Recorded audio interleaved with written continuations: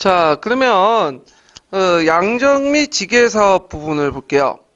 그 양전 지계 사업의 이제 그 목적은 일몰주의 그 근대적 토지 소유 관계 확립, 그러니까 국가 재정을 개선하려는 목적에서 이제 실시했는데 여기에서 이제 일몰주 또는 일물일권이라는 건 뭐냐면 한 가지 물건에는 한 가지 권리만 있다는 거예요. 그래서 이때 물건이라는 건 재산권, 그러니까 토지를 얘기하는 거죠. 그래서 토지에 대해서 예전에는 이제 그 소유권 외에도 간접적으로 인정받는 뭐 경작권이니 도지권이니 등등 이런 것도 있었는데 이제는 소유권만 인정해주겠다. 왜냐면 근대적인 어떤 그 토지 소유 관계에서 이 소유권이 배타적으로 이제만 정립이 되죠. 소유권만 인정받는. 그래서 소유권자를 엄밀히 이제 정확하게 판단을 해서 국가 재정을 이제 개선시키겠다. 예, 이런 목적으로 이제 했고요. 그 다음에 이거는 지주대를 뒷받침할 수 있는 법과 제도를 말하는 거야. 얘가 이제 일반 농민이 아니라 토지를 많이 갖고 있는 지주를 대상으로 이렇게 했다. 그래서 이들에게 이제 뭐냐면 소유권 인정해서 그들이 토지를 매매할 때 원활히 할 수 있고 그 이들을 대상으로 세금도 효율적으로 거둘 수 있게 하기 위해서 이렇게 이제 했다는 거. 그 다음에 이제 그 농민 경제 안정. 그러니까 합리적인 어떤 지세를 부과하겠다. 그러니까 소유권자에게만 부과하겠다. 예전에 지세는 누구한테 부과한 거죠? 실제로는 소장인들이 대납을 했죠. 이런 것들 없애겠다 했는데, 근데 이제 전반적으로 볼 때 이제 그 강호 양준 지기 사업은 일반 농민들을 위한 건 아니에요. 누구 위한 거예요? 지주를 위한 거고, 이 양호 지기 사업이 나중에 뭐와 연결되냐면 1910년대 토지조사 사업과 계속 연결돼요. 거의 비슷해요. 예. 자, 그러면 강호 양전의 배경을 보면요. 19세기 말 조선사의 토지 문제에 둘러싼 사회적 갈등이 심화될 거야. 특히 이제 그 토지 소유의 불균형뿐만 아니라 부사행정, 거기 조세 징수 체계의 어떤 문제점, 그 다음에 그에 위해서는 이 국가가 효율적으로 토지를 파악해서 소유권을 확인할 필요가 있었다는 거. 두 번째로는 일본인들의 불법적인 토지 점탈이 확대됐죠. 그래서 국가 차원에서 불법적인 어떤 토지 소유와 점유에 대한 대책을 필요했는데, 그래서 거기 이제 그 강호 양정 사업, 지계 사업 하는 과정에서 외국인들의 소유권을 제한하는 내용이 있어요. 이거는 누굴 대상으로 하는 거예요? 일본인들이야. 그래서 일본인들은 그 당시 그 뭐냐면 전라도 지역을 중심해 갖고 강대한 농장을 확대하고 그랬거든요. 그래서 이런 것들 막겠다. 자, 그 다음에 이제 그 당시에는 농업국가에 있다 보니까 근대화에 필요한 그 세금을 어디에서 충당할 수밖에 없냐면 지세. 그러니까 땅에서 걷는 세금을 바탕으로 걷어야 되잖아요. 그러니까 이런 측면에서 이제 이걸 했다. 그래서 원래 이제 양전사업과 지계사업은 양지야문에서 했어요. 양지나무에서. 그러다가 나중에 이제 지계야문으로 통합이 하죠. 그러니까 원래는 양전은 양지야문, 그 다음에 지계는 지계야문 이렇게 두 군데 나눠서 했는데 이게 나중에 1902년에 지계야문으로 통합이 돼요. 요 관련된 문제가 예전에 기출문제에 나왔죠. 예. 그래서 양전사업의 어떤 그 주체 이게 문제를 나왔죠. 그래서 이제 이런 내용들 파악을 해주시면 되고요. 자, 양전사업의 내용을 보면요. 원칙은 구본 신참이야. 그러니까 구본 신참은 옛 것을 바탕으로 새로운 걸 첨부한다는 거잖아요. 예. 자, 그러면 여기 양전사업의 구를 보통 바탕으로 하는 게 뭐냐? 그래서 양전사업의 여러 규정이 옛날 법, 그러니까 그 예전부터 내려왔던 국조 구존에 고조를 한다. 기존의 그 법의 바탕으로 이제 한 거죠. 건국대전을 보면 양전 사업이 있어요. 몇 년마다 한 번씩 시행한다고 됐죠? 20년마다 한 번씩. 근데 실제로 그렇게 제일 안 됐죠? 근데 이제 하여튼 이걸 기반으로 해가지고 그때 이제 결부법하고 전분 6등 같은 것도 여기에서 예전의 법을 이제 공법을 바탕으로 한 거죠. 근데 요때 결부법이라는 것은 결부는 이제 좀 잘못 그는데 결부 외에도 거기 뭘 적으시면 마지기 적으시면 돼요. 네, 결부와 마지기. 마지기는 파종량이죠. 네, 10분인 양에 따라서 이렇게 하는 건데 이게 좀 약간 그쪽 그 신부샘 쪽에 좀 잘못 설명해 놨더라고요. 거기에 마지기만 이렇게 하고 결부는 폐지한다시고 얘기했는데 그건 잘못된 거예요. 예, 결부와 마지기를 같이 했다고 보시면 돼요. 예, 결부가 폐지된 거는 언제 때냐면 나중에 이제 그 토지조사 사업 때 있죠. 요때 이제 지가를 기준으로 결과를 기준으로 해서 얘기하잖아요. 그때 폐지한 거고 요때까지는 있었어요. 그래서 이런 것도 있고 그다음에 지계 원칙이 이반 제도와 양안의 형식은 예전 걸 그대로 따랐고요. 근데 새로운 걸 취한 정책은 뭐냐? 양전은 뭐예요? 양전은 양은 해할 양자죠. 그래갖고 그 밭이나 논을 정확하게 측정하기 위해서 서양식 근대 측량 기술을 이용했어. 그래서 그 당시 이제 미국인 그 측량 기술을 초빙해가지고 이제 거의 실시했는데 모든 땅을 한 건 아니고 한 3분의 2 정도, 3분의 1 정도, 요 정도를 했어요. 그래갖고 요때 이걸 기반으로 해서 지계를 발급했죠. 이 지계라는 것은 그 근대적 토지 문서야. 그래서 이게 이제 했다. 그래서 나중에 토지조사 사업 때는 일부 지역만 했던 것을 뭘로 확대시켰다고 보시면 돼요. 그 당시 이제 그 강원도, 충청도 일부만 실시했는데 이게 이제 토지조사 사업 때는 다 확대시켰고 했다. 그래서 이때는 지계라는 이름이 뭘로 바뀌었냐면 등기라는 이름으로 바뀌었죠. 그래서 부동산 등기제도 아시죠? 그래서 보통 부동산, 그러니까 임야나 건물이나 토지는 소유권을 이전할 때 동산은 양도지만 부동산은 뭐예요? 등기를 해야 돼. 그러니까 등기를 해야지만 마찬가지로 뭐예요? 소유권이 이전되죠. 예. 그래서 부동산 등기제도하고 연결돼서 보시면 될 것 같아요. 자, 그래서 이제 그 근대적인 소유권의 증서인 지계제도를 채택해서 구대의 소유권, 근대적 소유권을 전환했다. 이게 제일 중요하죠. 그래서 근대적 소유권이 확립됐다, 뭐 전환됐다 이렇게 쓰시면 돼요. 예전에 한번 시험 문제 나왔죠. 종전의 소유권은 어떻게 인정받았냐면 이거는 이제 마을 단위의 이제 뭐냐면 문계라든지 이런 걸 통해서 인정받았으니까 마을 공동체 간습적으로 이 토지는 누구 땅, 이 토지는 누구 땅 이렇게 인정받는데 문제는 그러다 보니까 매매를 할 때 사기를 치면 칠 수가 있어. 자기 땅에 우겨가지고 나중에 자기 땅이 아니라는 건지 그 사람 땅이 아니라는 걸 알 수 있고 신과 권력을 이용해서 자기 땅을 우기면 그 자기 땅이 되는 거야. 그러다 보니까 토지 매매를 원활히 할 수 없죠. 그리고 정부가 누구 땅인지를 파악할 수 없으니까 어떻게 돼요? 토지도 세금도 제대로 부과할 수 없죠. 이런 문제점이 있었던 거죠. 그래서 토지 소유권자 확실하고 토지 매매를 누가 공인해 주겠다는 거야? 국가가. 그래서 그러면 토지 매매를 원활히 할 수 있는 거죠. 이거는 우리가 좀 지금 우리 카페에서 이제 한번 비유를 해보면 지금 카페 장터가 있잖아요. 거기 보면 이제 사기 쳐먹는 애들이 많아. 그래서 팔겠다고 해서 돈 미리 받아먹고 물건 안 보내잖아. 그러면 신뢰가 없잖아. 그러면 토지 매매 물건 매매가 잘 안 되겠죠. 근데 뭐냐면 인증 사이트 하나 만들어 놓고 옵션이나 이런 데선 잘 돼. 왜냐면 중간에 누가 써? 그 사이트가 보증을 쓰는 거냐. 그러면 마찬가지 그 역할을 누가 하겠다? 국가가 해주겠다는 거야. 토지조사도 마찬가지야.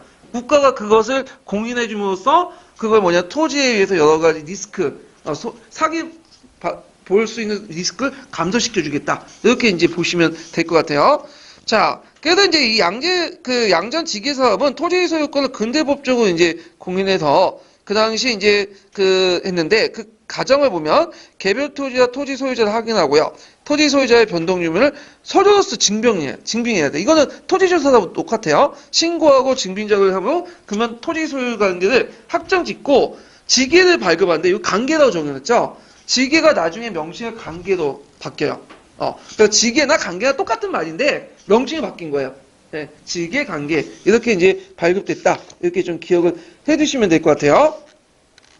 자, 그러면 이제 토지조사 사업의 이제 한계를 이제 보면요. 너일 전쟁의 중단 양전이 끝나지 못하고 지계가 다 발행하기 전에 일본의 압력 기간이 해체돼요. 그래서 양전 지계 사업이 중단됐고요. 이게 이제 좀 이어받은 게 누구냐면 일본 애들이 이제 토지조사 사업이 이제 있고 그 다음에 지가의 비율을 지세에 부과하지 않고 결가에 적용돼. 예전에 한번 얘기했죠. 그래서 공동납제가 계속 남아있어. 총액제 이런 것들이. 그래갖고 결가라는 거 예전에 얘기했을 거야. 19세기 때 그 당시 1결당 내야 할 세금의 총량을 뭘로 계산하는 거야? 동전으로 계산해가지고 한 것이 결가죠. 그래서 이 결가를 이제 기준해서 아직까지는 국가재정 확충이나 근대적 지세제도를 확립하지 못했다. 그러니까 시도는 했지만 확립 못했고, 그 다음에 지배층 위주의 개선이야. 그래서 아까 얘기한 것처럼 간습적으로 인정받는 경작권이니 도지권이니 입회권이 다 이거 무시해버리고 뭐만 인정받는 거야? 일무일권주의에 입각해가지고 소유권만 인정받는 거죠. 그래서 지배층의 어떤 했고 그다음에 증거가 확실하지 않을 경우는 국유죄 단수해. 그래서 증거가 확실하지 않고 신고하지 않으면 국유죄 한수한다. 뭐와 비슷해? 일제시대 때 했던 토지조사 그대로 받은 거예요. 그냥 연장선상에서 보시면 돼요. 그러다 보고 이제 지주의 권한만 강화해서 농민들의 반발만 샀다. 이렇게 좀 기억을 해주시면 돼요. 그래서 이제 토지조사 사업은 이런 측면에서 이제 했고요. 토지조사 사업, 아니, 양전지계 사업이, 그리고 토지조사 사업이 그걸 이제 이어받은 거고, 토지조사 사업하고 양전지계 사업하고 좀 차이가 뭐냐면, 외국인들의 소유권을 인정을 못하도록 한 거 있어요. 그래서 양전지계 사업 같은 경우에는 일본인들이 그 당시 농지 같은 걸 학대했기 때문에 이런 것들 금지하는 것들이 있거든요. 예, 그렇지만 토지조사 사업은 그런 게 없죠. 일본인들이 이제 소유권을 얻을 수 있도록 이게 합법적으로 이제 할 수 있었고, 그 다음에 이제 예전에 그 양전 사업하고 좀 차이가 있냐면, 예전에 양전 사업 같은 경우에는 뭐만 조사했어요? 토지만 조사했죠. 근데 여기는 가옥부터 해가지고 뭐 임야, 가수원 모든 토지들 대상한 거야. 그러니까 토지 중에 농토만 예전에 점각 반만 조사했는데 예전 거는 이제는 학대해서 논이나 밭뿐만 아니라 가옥이라든지 건물이라든지 임야라든지 이런 것도 다 조사를 해요. 예. 그래서 이런 것들이 좀 예전하고 좀 차이가 있고 예전은 주로 이제 뭐냐면 그 양전 사업 같은 경우 뭐 때문에 한 거죠? 이거는 세금을 징수하려고 하는 것도 있죠. 근데 요거는 세금 징수뿐만 아니라 소유권도 확립의 의미가 있다. 이거 같이 좀 기억을 해두시면 돼요. 자, 여기는 의의는 없지만 뭐 의의 몇 마디 좀 얘기를 하면 일단 한반의 토지제도와 농촌경제가 내포된 모순과 폐단을 해소했고 조정하면서 농민경제와 국가재정을 안정시켰다. 그래서 종전의 소유권, 근대적 소유권을 추인하면서 지주자본을 근간으로 근대국가 건설을 진행했던 강무 정권의 어떤 자주적 근대 국가 건설과 일치했다. 뭐 이렇게 이제 의의를 둘 수 있는데 의의는 시험 문제 안 나올 것 같아요. 제 생각에는. 네, 이 부분은. 자, 그래서 이 토지조사 사업 관련된 내용은 그 뿌셈 보시면 자세히 돼 있어요. 그래서 자세한 내용 뿌셈에 보셔가지고 공부를 해두시는 게 좋을 것 같아요. 이거 상당히 중요한 거니까 뿌셈이나 다른 자료 다 보면서 정리해두세요. 더 세부적인 내용은요. 자, 그 다음에 그 식상흥업 정책이 있어요. 이 식상흥업은 뭐냐면 이게 식산이라는 뜻은 뭐냐면, 이제, 산업을 심는다는 뜻이에요. 이 식산은 식목일 할 때 나무를 심을 때 이식할 때 식이에요. 그래서 서양의 어떤 그 여러 가지 공장이라는 사업을 도입을 해가지고, 우리나라에 식는다, 이식한다. 이 식상업 정책을 이제 처음 제시했던 나라는 우리나라가 아니라 일본이죠. 일본이 경제 정책이 뭐예요? 식상흥업 정책이야. 그러니까 일본의 경제 정책을 그대로 받아들였다고 보시면 돼요. 그래서 이 식상흥업 정책을 국가 차원에서 한 것도 있고, 그 다음에 민간 차원에서 한 것도 있어요. 근데 이제 여기에서는 국가 차원에서 이제 한 걸 좀 얘기를 할게요. 자, 그래서 이제 이 식상업 정책을 추진했는데, 강무 정권이, 이때 대표적인 사람이 누구냐면, 그 이용익이라는 사람이 있어요. 이용익. 이 사람 정도 이름은 기억을 해두세요. 이 사람은 보부상 출신이에요. 보부상 상인 출신인데, 대한제국의 식상업 정책을 주도했고요. 친러파에 해당하는 사람이죠. 그래서 나중에 용안포 조차권을 러시아가 이제 하려고 할 때 영향력을 또 행사했고 그것 때문에 독립의 비판을 많이 받았던 사람이에요. 예. 그래서 이제 이 이용익이 예전에 한국사 능력 기초에도 나왔어. 이 사람이. 근데 이 사람이 좀 친일파는 아니에요. 이 사람은. 그래서 나중에 이제 1904년에 너일 전쟁이 일어나니까 이용익이 항일 의정서 반대를 했거든요. 그래서 일본에 압송됐고 이 사람은 일본이 각종 해유를 하려고 했어. 그런데 끝까지 거부했어. 결국에는 1905년에 귀국해가지고 이때 민족의 역량을 키울 필요가 있겠다 해서 교육을 실시해야겠다 해가지고 우리가 이제 보성소학교, 보성중학교, 보성전문학교, 인쇄소의 보성사를 세웠어요. 보성전문학교는 유명하죠? 뭘로 유명하죠? 대학교, 고대. 고려대학교 전신아니에요? 김성수가 이제 만들었다는데, 김성수는 나중에 그걸 매입한 거고, 실제로 보성전문학교를 이용이라는 사람이 만들었어요. 그리고 을사조약이 이제 체결되니까, 고종의 밀서를 가지고 프랑스에 가던 도중에, 상동반도 일본 간원에 발각됐고, 그 다음에, 그 뒤에 또 공작을 계속했다가 또, 해우 독립운동까지 해다가, 블라디보스토크에서 죽은 사람이야. 그러니까 이 사람은 일종의 대표적인 근황파예요. 예, 근황파. 그래서 황제권을 중심으로 근대화 개혁을 추구를 하려고 했고, 우리가 생각하는 친일파는 아니에요, 이 사람은. 나중에 이제 한일합 병탄 뒤에도 독립운동을 계속했던 사람이다. 이렇게 이제 보시면 되겠죠. 그래서 이 사람 이름은 좀 외워두세요. 그래서 이 사람을 중심으로 해갖고 이제 식상업 정책이 이제 추구했는데, 예전에 한번 시험 문제에 나왔던 것이 이제 근본위화폐 개혁과 중앙은행 설립을 추진하려고 했죠. 예, 시도를 하려고 했는데, 그래서 관련된 법까지 만들고 공포했지만, 이게 잘 안 됐어. 왜? 결정적으로 뭐가 없어서. 금이 없어서. 예, 이건 뒤에 좀 얘기를 할게요. 그 다음에 근대적 시설을 확충하려고 했죠. 그래서 경원선, 경주하고 원산에 있는 그런 것들 이제 철도 부설을 시도하려고 했고, 경부선, 경인선 감독 사무를 강화해서 우리가 좀 통제하려고 했고, 여러 가지 또 이제 간선은 일본이 만들었지만, 간선 아시죠? 우리가 생각하는 십자형, 그 경부선, 경인선 이런 것들은 일본이 만들었지만, 그 지선은 우리 힘으로 좀 만들려고 했어요. 이 사람이. 근데 결국에 이것도 잘 안 돼갖고 했지만, 노력은 했다. 그 다음에 전하를 가설하고 전차 선로. 그래서 전차 같은 경우에는 그 아시아 지역에 두 번째로 우리가 만들었다고요. 일본에도 없는 거를 우리가 두 번째로 만들었어. 전차는 아시죠? 밑에 철로를 깔고 그 밑에 한 장짜리 이제 기차가 왔다 갔다 하는 거. 예. 자, 그래서 이제 이런 여러 가지 개혁을 했고, 그 다음에 항제 직속이 국내부와 내장으로 강화했다. 그래서 왕실 재정을 독립을 시켰고 탁지부 통제를 탈피시켰다. 원래 왕실 재정의 독립은 이미 2차 가보개혁 때 보였어요. 내수사를 뭘로 격상시킨다고 했죠? 내장원. 근데 이제 요때 불리고 확립된 거는 강부개혁 때요. 그래서 군부일체에서 뭘로 된 거야? 군부 분리가 된다. 2차 가보개혁 때 그런 원칙이 확립되고 뭐냐면 강부개혁 때 확립됐다.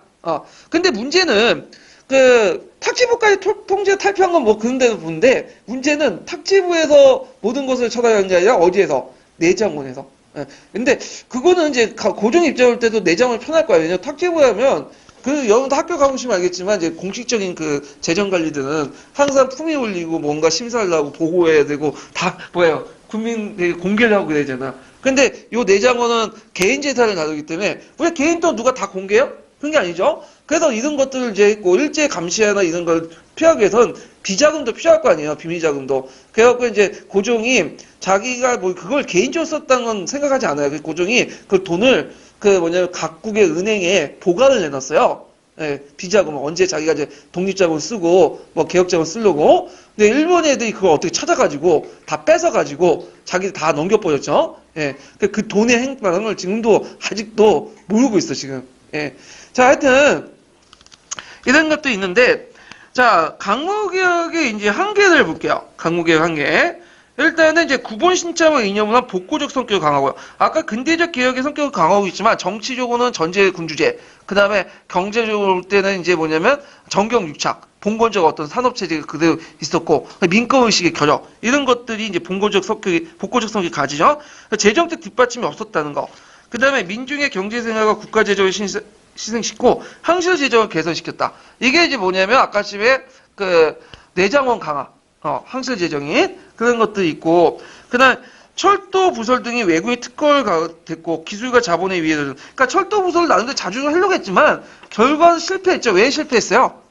돈과 자본이 없어. 그러다 보니까 결국엔 일본에 다 넘기고, 그래서 우리나라 그 철도 기반 그 시설은 다 누가 깔아준 거예요? 일본이 다 깔아준 거죠. 얘네들이. 자, 그 다음에 전제 군주권 강화 방향으로 개혁했다. 그래서 아까 여기서 독립협회의 어떤 민코운동을 억압하는 보수적인 성향을 가지고 있다. 그리고 일본 등 열강들의 어떤 방해. 결국에는 너일전쟁이 끝나고 나서 너일전쟁이 시작하니까 일본이 이제 세력군이 무너지니까 어떻게 돼요? 이 강무개혁은 중단되게 되죠. 자, 그럼 강무개혁의 의의를 보죠. 물론 이 강무개혁에 대해서는 또 평가가 여러 가지야. 좋게 평가하는 사람도 있고 나쁘게 평가하는 사람도 있어요. 이런 거는 나올 수 있을까 없을까요?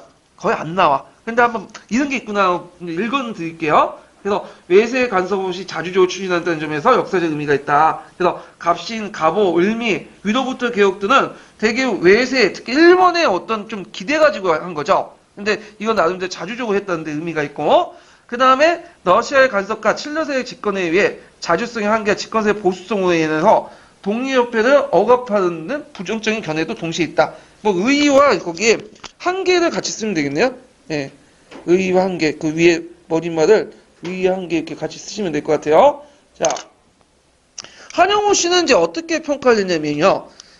요 당시 이제 강무개혁은 정치제도 면에서 전제군주의를 강한 것이지만 강력한 한제권을 바탕으로 짧은 기간 동안 국방, 산업, 교육, 그리고 기술만의 놀랄만한 성과를 이루어서 근대의 성과를 거두었고, 만약 일본의 침략과 방해가 없었다면 대한제국은 빠른 속도로 근대 국가로 진입할 수 있었다. 해서 나름대로 의미를 긍정적인 의미를 뒀어. 이 사람은.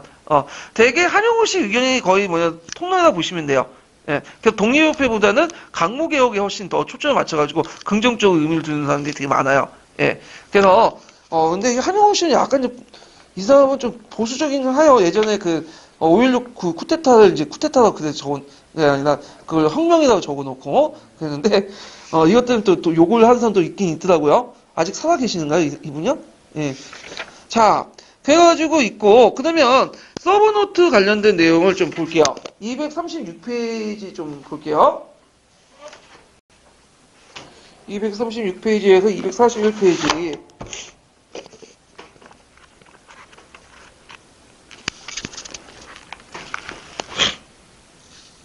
자, 대한제국 수립 같은 경우에는 이제 배경 있고요. 그 다음에 대한제국 수립 과정 이렇게 있고, 그 다음에 대한국 국제 배경 있죠. 그래서 정부는 군권을 강화하고 왕실 주도의 개혁을 추진하는 방면, 그 당시 이제 신권, 서재필 같은 신권을 강화하려고 했죠. 그래서 국법과 신법이 뒤섞여 있는 장이 부작용이 불려왔는데, 이 때문에 정부가 국가체제를 마련하지 못했죠. 그래서 일반 여론은 나중에 자주적인 발전을 또 열망했고, 그래서 이걸 이제 배경을 삼아 대한국 국제를 공포했는데, 대한국 국제는 주권의 소재와 집행 형식을 명백히 규정했고 그 근거를 뭘로 뒀다? 만국공법 이렇게 뒀다. 만민공법하고 만국공법은 똑같은 말이에요. 그래서 그거 왜 차이가 뭐냐 이렇게 설명하신 분인데, 그 당시에는 만민공법이라 썼고 또 만국공법에 썼어. 이건 뭐예요? 국제법이라는 뜻이야. 이거는 뭐 우리나라뿐만 아니라 동아시아 교과서 보시면 알겠지만 중국이라는 일본도 같이 썼어요. 이 국제법이라는 명칭에서. 그래서 집행기관은 정확한 법률 조정석 이렇게 줄여서 말을 했고요. 그 다음에 이제 대한국 국제 내용이 있죠. 이거는 아까 얘기한 것처럼 이제 교과서에 있는 내용이기 때문에 사료이기 때문에 원본을 보시면 그 뿌셈 사료를 보시는 게 좋아요. 자, 내용은 이제 대한국은 세계 만국의 공인한 자주독립국이다. 황제가 무한한 국권을 가지고 전제 정치를 했고, 그다음 의회 한계는 대외적으로 대한제국의 자주독립국가를 청명하고 대내주국은 전제 정치를 확인한 군주권의 무한을 밝혔고요. 그런데 이제 대권만 규정됐고 국민의 권리는 없고, 그다음 황제권을 제어할 수 있는 어떤 의회나 국회 국민 참정권 규정을 두지 못했다. 자, 그다음 강무개혁의 개관은 이제 거기 보면 구본 신청을 바탕으로 했죠. 그래서 이제 있고, 그다음에 개혁의 목표는 부국강국과 근대 자주국가 수립.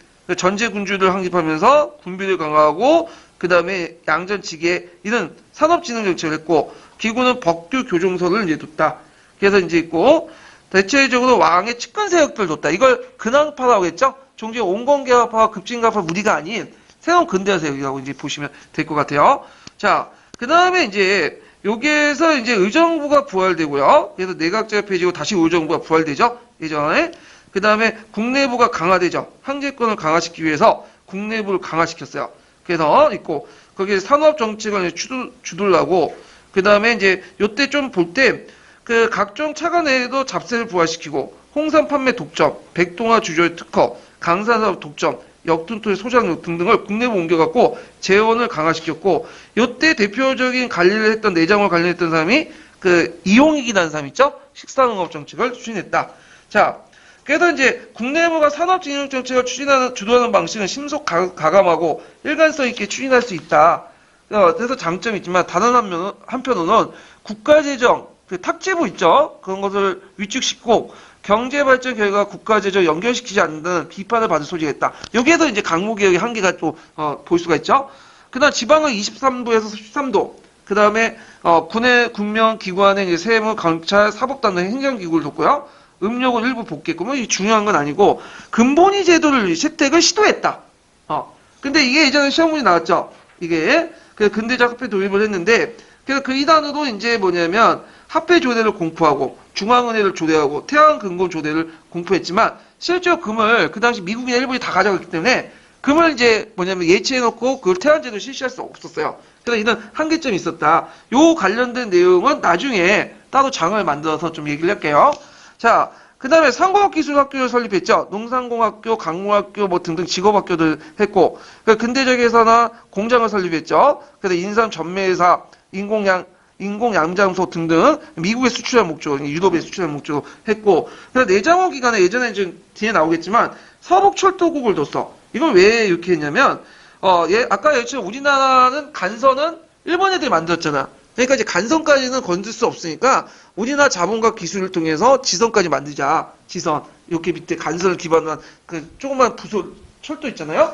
근데 이것이 시도는 했지만 결국엔 일본에 의해서 뭐예요? 방해받고 탄압받고 해서 일본이 다 만들었어요. 그냥 이거는 시도만 했다. 자주적인 어떤 철도를 만들어 시도했다. 이렇게 좀 기억만 해주시면 돼요. 그 다음에 이제 거기 좀 밑에 보면 특권적 산업질서 정경유착을 했다고 했죠. 정부의 보호 아래서 이제 어떤 특정 기업들을 보호 육성하려고 했는데 특히 그 당시 보부상들을 많이 지원했어요. 예, 보부상 상무상을 조직하고 그런 것도 있고 그 다음에 이제 그 당시 뭐 민간 의사 그 회사들이 만들어졌고요. 그다음 양전 지기사업 이제 배경을 보면 쌀값 땅값이 계속 오르고 외국인 토지 소유 이 증탈이 늘어나면서 국가 차원의 토지 소유와 점유에 대한 대책이 시급했고 그 양전을 통해 국가 재정을 확보하고 지계를 발급하면서 그 토지의 법률 아래 자유롭게 매매하고자 했다. 그 목적 이거 외워두세요. 나올 수가 있어.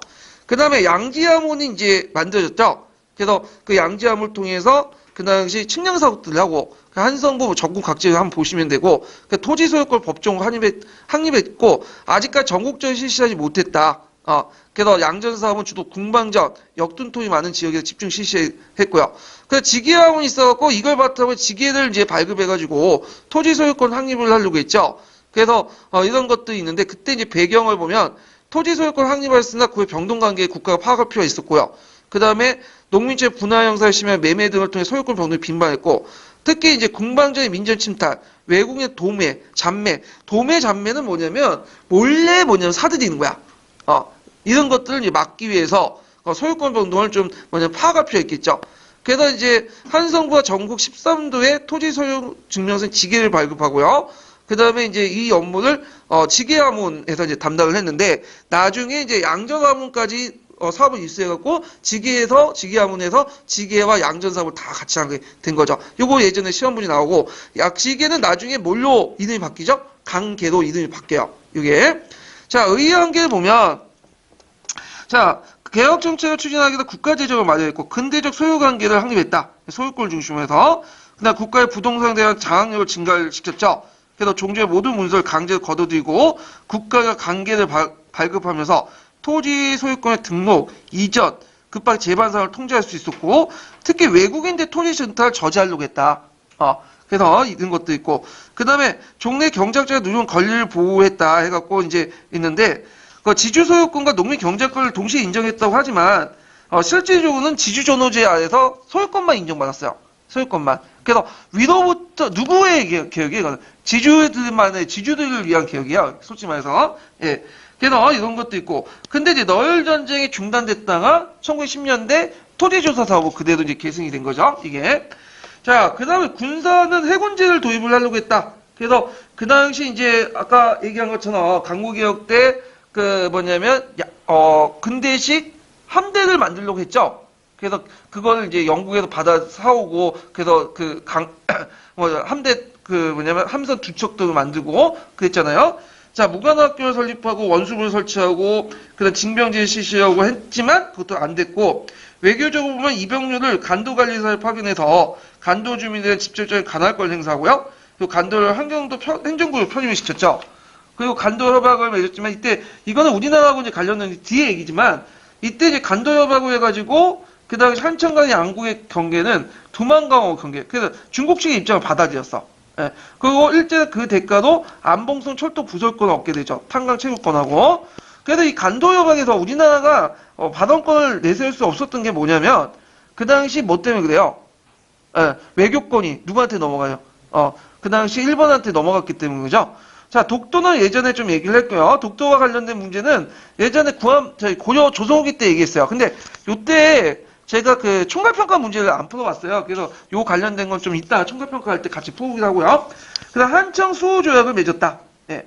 그리고 간도 문제와 독도 문제에 포셈이 있고 그 내용들 한번 있는데 간도 독도는 그 예전에도 얘기했지만 그 12년 개정교과서에 되게 많은 비중을 차지하고 있어요. 상당히 많이. 그래서 한번 봐두세요. 그걸요. 예.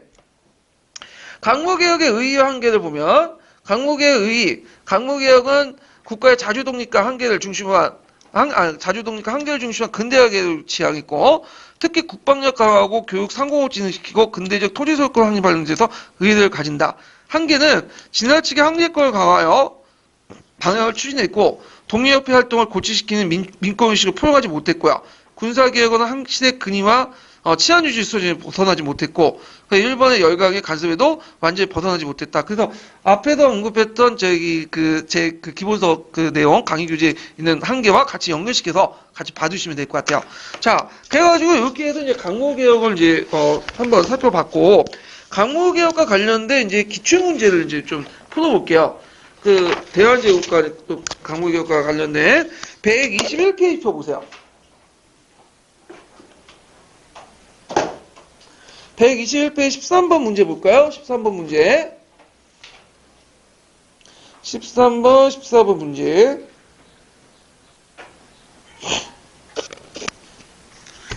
자, 대한제국이 추진한 방향은 구본 신참에 나간다. 요때 구에 의미하는 건 뭐냐? 자, 요때 구에 의미하는 거는 이제 뭘까요, 이거는? 정통적 질서죠? 정통적 질서. 그 답이 4번이고요. 14번을 보면, 자, 대한제국 시기 때 있었던 사실로 대한 설명을 오는 것은, 자, 지방제도를 8도에서 23번으로 개편됐다. 요거는 뭐와 관련된 거야? 2차 가보개혁 관련된 내용이고, 자, 너일간의 베베도 고무각서가 이제 했다. 요 베베도 고무각서는 이제 1893년에 아간파천 시기 때요. 예, 그래서 있고, 그 다음에 이제 대한제국 이전이죠. 입헌군주에 지향했던 대한국 국제를 제정했다. 자, 요거 잘못하면 맞을 수 있다고 생각하는데 함정이 있죠. 입헌군주제가 아니라 전제군주제죠. 예, 틀렸고, 그 다음에 독립협회 간민공동을 개최해서 헌의육조를 결의했다. 이게 헌의육조가 결의된 게 1898년 10월 따니까 강무개혁 시기하고 거의 뭐냐면 동일하죠. 그 안에 있었던 시기니까. 자, 그래서 이렇게 이제 보고요. 그 다음에 몇 번을 보시냐면 뒤에 넘어 14번 문제 볼게요. 14번이 아니라 16번 문제. 예, 122페이지 15번 문제 풀어봤죠? 예, 그래서 뒤에 122페이지 16번 문제를 보면, 자, 다음은 대한국제 일부다. 이 사료를 근거로 해서 대한제국의 국제화 정책 근거를 어디에서 구하고, 개혁 추진 방향을 어떻게 설정해서 설명하고, 토지와 관련된 개혁 내용과 성과를 서술하시오. 자, 요거는 이제 1조, 2조, 3조, 6조는, 요거는 이제 그 교과서에 있는 사료가 아니라, 원래 원사료를 번역한 거야. 네, 그래서 포셈에 있는 거 내용 있죠? 그래서 근거는 이제 여러분도 알다시피, 뭐예요? 만민공법, 만국공법, 이렇게 쓰시면 되고, 그 다음에 이제, 이렇게 이제 좀 보시면 되고요. 잠깐만요. 자, 개혁이 이제 거기 보면 추진 방향 어떻게 설정인지 설명하고, 그 다음에 토지와 관련된 개혁 내용을 이제 정리를 해보고 있는데, 자, 개혁의 추진 방향은 구본 신참을 인용을 한 복고적 성향, 이렇게 쓰시면 되겠죠. 그 다음에 개혁의 내용과 성과는 양전사업을 실시해서 근대적 토지 소유권을 확립해서 직위에 발급했다. 이런 내용들 쓰시면 돼요. 자, 그 다음에 뒤에 넘어가서, 아이고, 잠깐만요.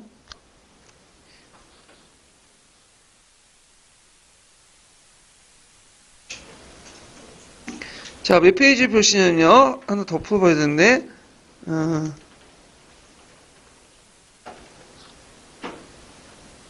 25번, 126페이지 25번 문제 볼게요. 다음 자료에 미추진 세아문의 명칭과 그 업무를 쓰시오. 이렇게 했는데, 자, 요거는 이제 양전 지계 사업과 관련된 내용이죠.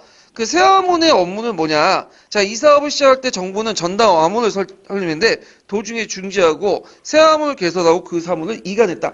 여기에서 원래는 양전 사업이죠. 양전 사업. 양전 사업은 양전 아문에서 했는데 이걸 중단했다가 다른 곳을 이관했다. 이건 양전 아문에서 지계아문으로 통합된 걸 말하죠. 지계아문.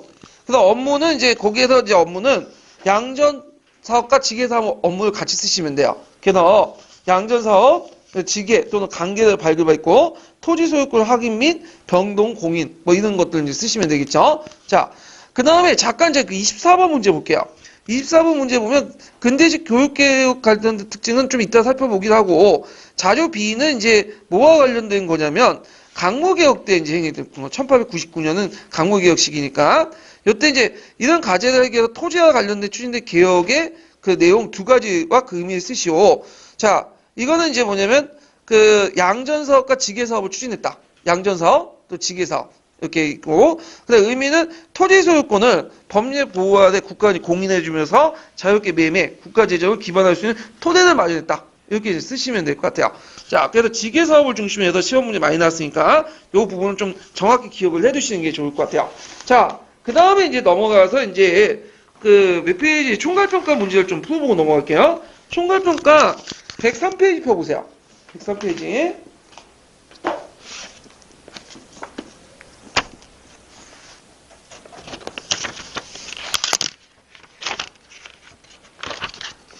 아, 3번 문제 볼까요? 3번 문제.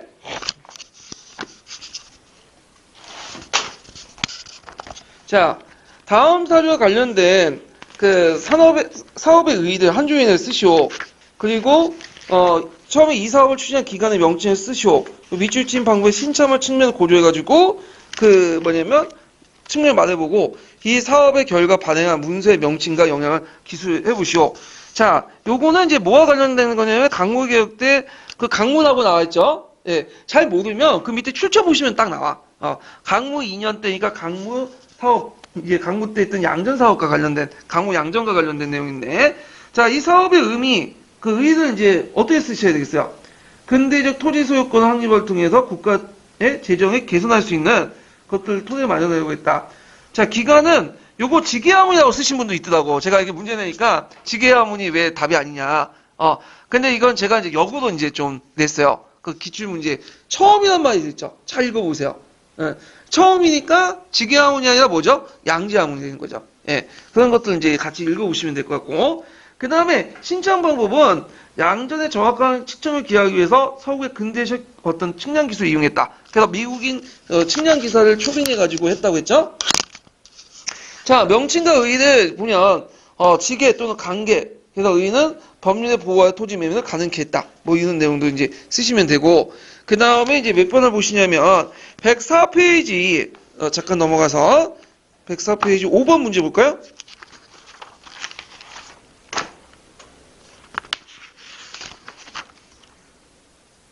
자, 요거는 예전에 제가 그 간도, 뭐 독도 그걸, 얘기는 했는데, 풀지 못했는데, 여기에서 좀 한번 풀어볼게요.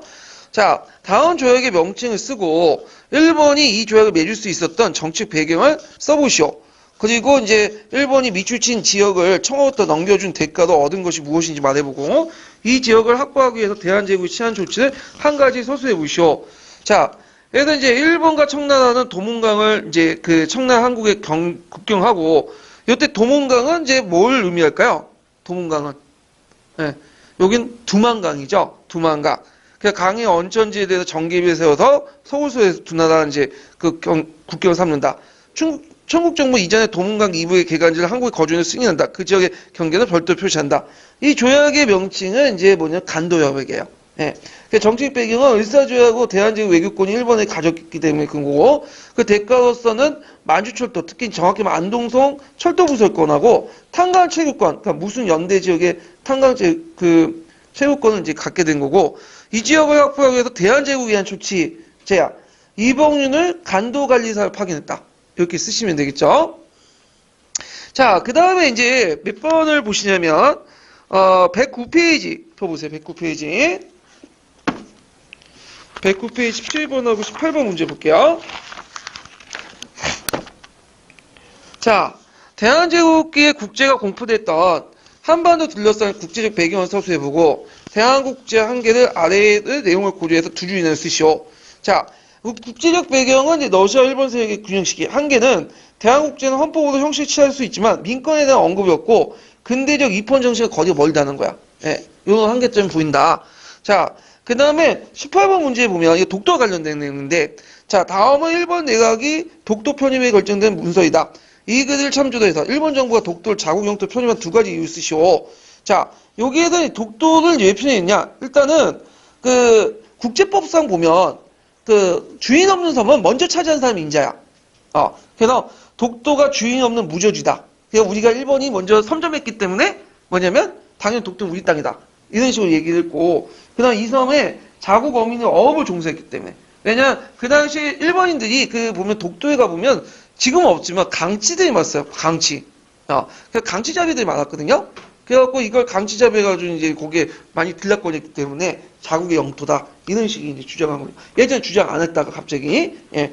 그런 것들 이제 있고, 이것도 이제 금성교과서에 있는 내용이에요. 자, 그 다음에 이제 그 113페이지 잠깐 펴볼까요?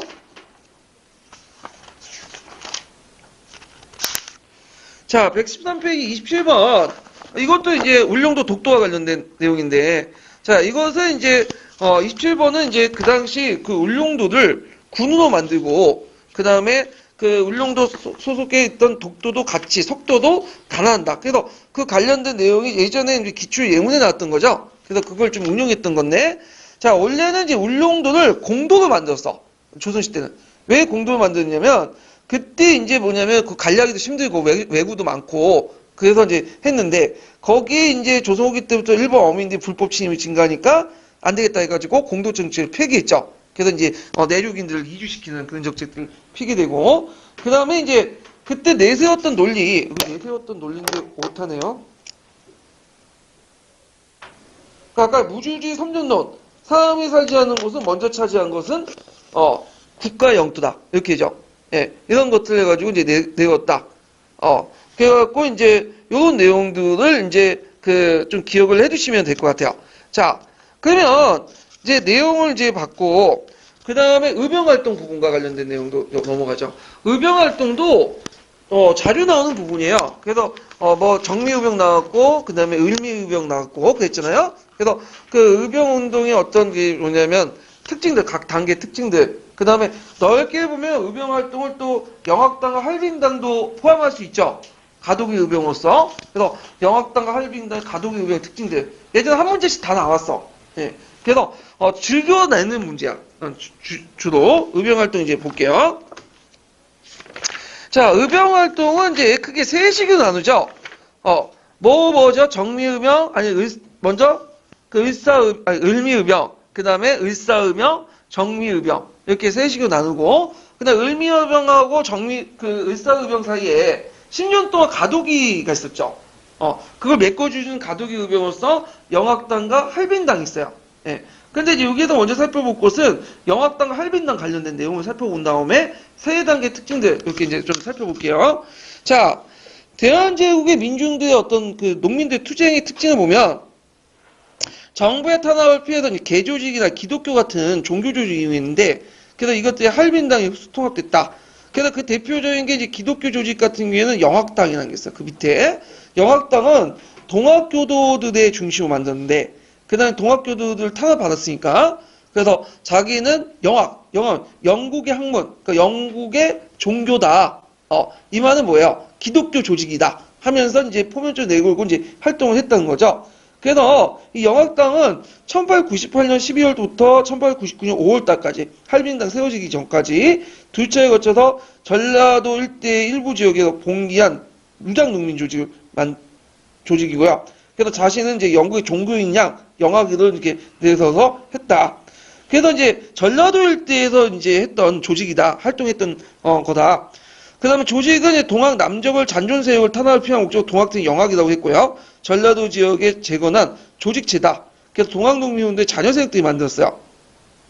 근데 요거에 보면 군전학부가 제일 중요한데, 그때 이제 군전 간의 횡포가 많았다고 했죠? 그래서 군전 간들이 내와가지고 이제 개간한다고 속이고, 그 토지 면세한다고 해놓고는 면사들 안 해주고, 심지어는 개간한 토지들 자기 땅으로 이제 국가 토지도 이렇게, 편입을 시키고, 이런 거에 군전학파를 주장을 하게 돼요.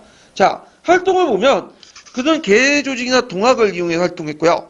회장 이한선이라는 사람은 서울 만민공동에 참가해서 대중화폐 연수한 경험 바탕으로 만민공동의 운동 방식과 방법을 적극적으로 도입해서 민회를 열고 농민측 의사를 적극적으로 동원했다. 그리고 고부간청을 습격하고 흥덕 무장을 공격을 점령하고요. 그 다음에 이제 등등 또 어떤 전략 감염까지 나중에 이제 함락하는 서울까지 공격하는 계획까지 세웠어요. 예. 그래서 이 영학당이 있었고, 그 다음에 이제 나타난 조직이 할빈당이에요. 할빈당은 좀 뒤에 1년 뒤인가 2년 뒤에 나왔던 조직인데, 이 할빈당은 이제 그들의 주장을 잘 대변한 게 대한사민 논서 13조문이거든요. 이거 좀 기억을 해두세요. 요거. 그래서 요거 이제 좀 기억을 해두고, 예전 기출문제와 또 관련돼 있는 거예요. 이 할빈당이라는 것은 뭐예요? 스스로 도와준다. 스스로 할빈당이라는 뜻은 그 소설 홍길동이 나오죠.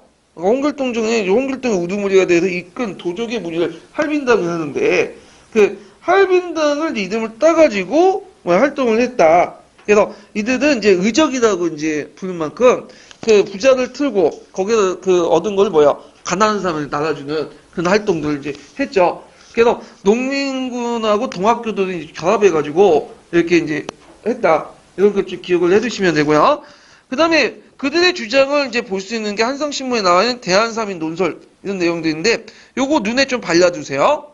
예, 요거 이게 뭐냐 사료의 명칭 물어볼 수 있고 요걸 바탕으로 해서 그들이 주장했던 내용들 이런 것들을 이제 볼 수가 쓰라고 나올 수도 있겠죠. 자, 목표는 정치는 민권사회, 사회적 평등사회, 그 다음에 경제 군산사회를 이제 지향을 했고, 그 다음에 13개조 활동 강령 선언서에서 이제 볼 수 있듯이, 대한사민 논설 13종에서 볼 수 있듯이, 토지 균등 분배와 쌀 수출에 반대하는 반공료 실시를 요구했고, 제국주의 자본의 경제 이탈을 반대를 했고, 그 다음에 구민법을 이제 실시하고, 그 다음에 이제 외국 상인들 출입 금지, 그 다음에 금강 채굴권, 이런 것들을 금지하고 철도 부설권 양도 금지 뭐 이런 것들을 내걸었어요. 그래서 이런 것도 한 두세 개 정도 외워두세요. 예. 그래갖고 토지 균등 분배가 쌀 수출에 반대 방공령 실시 요구, 제국주의 자본의 경제 이권 침탈 반대, 구민법 실시, 그다음에 외국 상인들의 어떤 출입 금지, 그다음에 이제 금강 채굴 언급, 철도 부설권 양도 금지 등등등 이렇게 이제 외워두시면 될 것 같고요. 그 다음에 여기에서 이제 있고 할빈당과 영악당의 의의를 볼게요. 요것도 외워두셔야죠. 네. 자, 할빈당과 영악당의 의의 예전에 시험 문제 나왔던 건데 을미의병과 을사의병이 가독의 의병을 메꿔준 거야. 그래서 을미의병과 을사의병이 차이가 좀 있어요. 을미의병은 1895년에 일어났던 거고 그다음 을사의병은 1905년에 일어났죠. 10년 동안 아무것도 없었어. 그걸 뭐냐면 요 공백기를 메꿔줬던 의병 활동이 할빈당과 영악당 이렇게 보시면 되고요. 그러면 동학의 자녀 세력이기 때문에 반봉건, 반외세적인 특징이 있다. 왜냐하면 동학 농민이 내걸었던 게 뭐야? 반봉건, 반외세였죠. 그래서 얘들도 반봉건, 반외세 활동을 했다. 이렇게 이제 보시면 될 것 같아요. 자, 그 다음에 이제 을미의병을 볼게요. 이제 을미의병부터 이제 을사, 그 다음 정미의병 이렇게 있는데 보통 1기 의병은 을미의병, 2기 의병은 을사 병호의병, 그 다음에 3기는 정미의병. 마지막에 1909년에 뭐가 있었죠? 일본 남한 대토벌 작전이 있었죠. 요 단계, 배경, 그리고 전개 과정들 좀 기억을 해두시면 될 것 같아요. 자, 먼저 살펴볼 게 을미의병인데, 을미의병은 1895년에 일어났죠. 을미년에. 그래갖고, 거기 이제 관련된 사유 중에 이제 유명한 게 1895년 12월 달에 했던 유인서의 창의문이 있어. 창의문이라는 거는 의를, 대의를 밝히다. 라는 뜻인데, 자, 배경 외워두셔요. 그거 보면 되게 배경 나와. 배경, 정미의 배경, 을미의 배경. 자, 원인은 을미사변이죠. 그래갖고 이제 국수 보복, 국모인 명성황후의 시한 국가적 원수에 대한 보복 차원에서 이제 했고, 그 다음에 단발령, 반발, 이런 것들이 일어났다. 두 가지 원인 때문에. 그래서 목적을 이제 보면, 그 명성황후의 복수, 단발령 철폐, 그러니까 친일내각 타도와 일본 세력 구축. 이때 친일 내각은 누굴까요? 김홍식 제4차 내각이죠. 친일파 내각을 의미한 거고. 일본 세력 구축이라는 게 뭐냐면 예전에 이 목적이 한번 시험 문제 나왔는데